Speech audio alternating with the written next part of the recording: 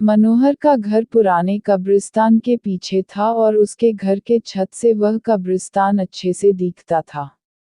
वह रोज उस कब्रिस्तान को पार करके ही अपने काम पर जाता था।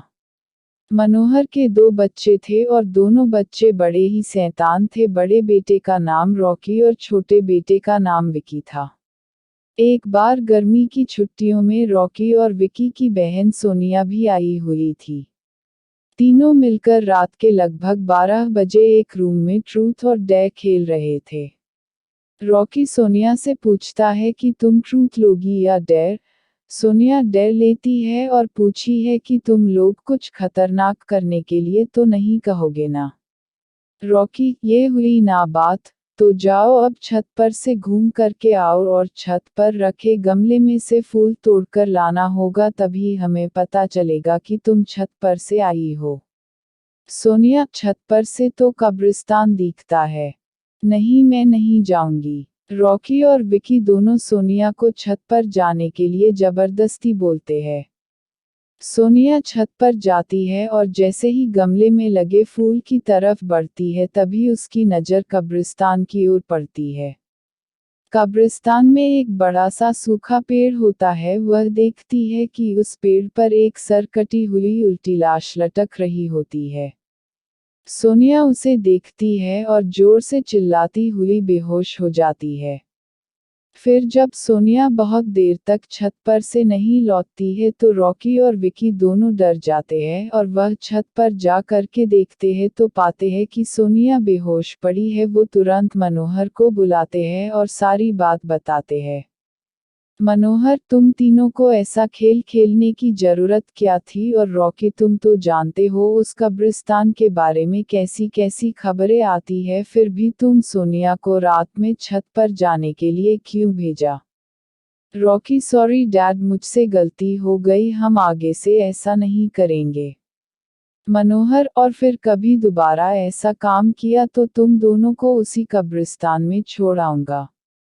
अच्छा सोनिया बेटी, ये बताओ तुमने वहाँ ऐसा क्या देख लिया था कि तुम वही बेहोश हो गई?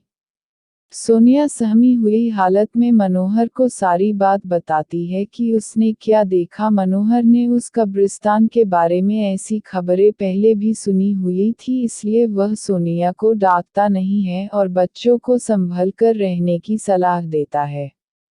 एक दिन मनोहर को काम से छुट्टी मिलने में देर हो जाती है और उस दिन उसे ऑटो भी नहीं मिलता है। वह पैदल ही घर की ओर चल पड़ता है। इधर विकी और रॉकी दोनों आपस में बात करते हैं।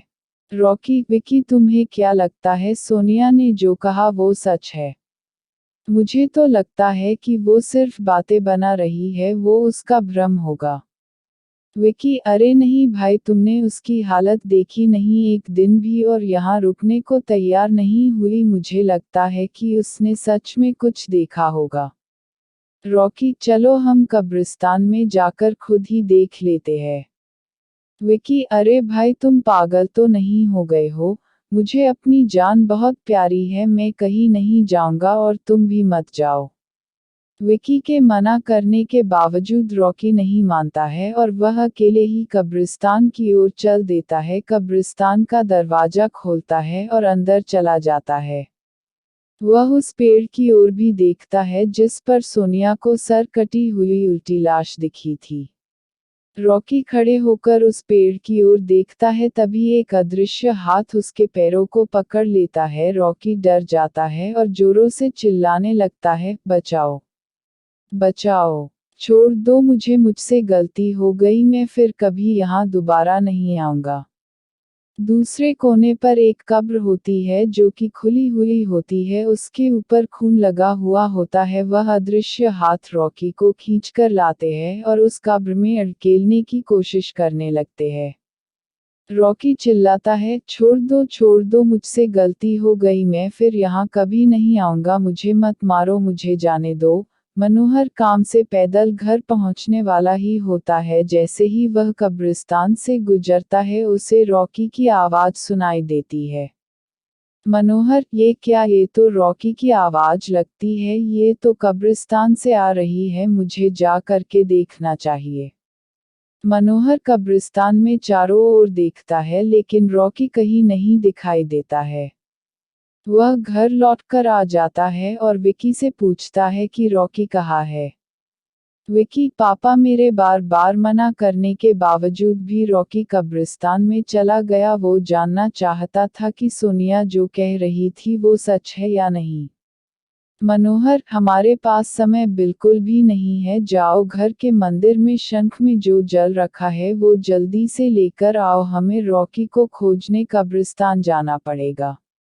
विकी, वो जल लेकर आता है। मनोहर और विकी कब्रिस्तान में जाते हैं। मनोहर जल छिड़कता है, फिर उसे किसी के घसीटने का निशान दिखाई देता है। वह समझ जाता है और फिर उस निशान का पीछा करते हुए उस कब्र तक पहुंच जाता है। मनोहर कब्र के आसपास वो जल छिड़कता है। कब्र से अजीब अजीब सी आवाजें आती है। विकी बहुत डर जाता है।